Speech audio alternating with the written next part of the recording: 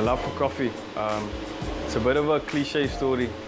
About 4 or 5 years ago, I live in Strand, and there was a letter in our local newspaper about a guy that moved down from Johannesburg, and he was complaining that we had no good coffee in Strand and Somerset West.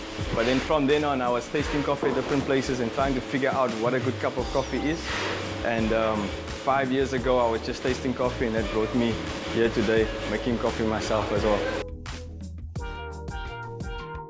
During my June holiday, I was studying civil engineering, and I came to Origin to do the barista course. And I never knew that coffee was so complex and so interesting.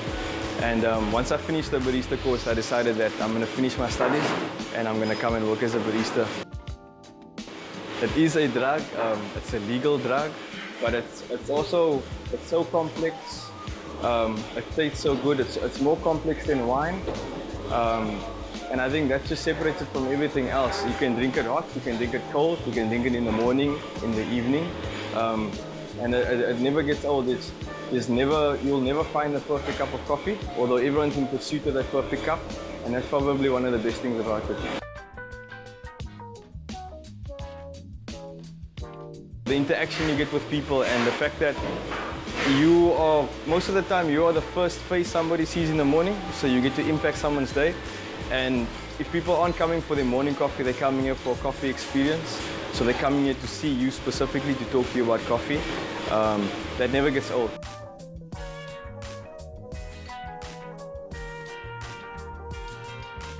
When you're preparing for competition, you develop a certain work ethic and you really push yourself in terms of what you know about coffee and what you need to learn. And when you finish competing, you bring that knowledge back to the cafe and how you approach coffee. So competing pushes you in that sense. And you also meet a lot of people in the industry. The AeroPress is just a simple yet complex way of making filter coffee.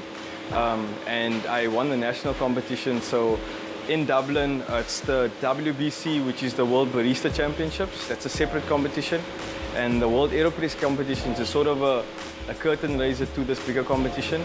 So there's 52 national champions from all over the world, all competing, all making the AeroPress on stage.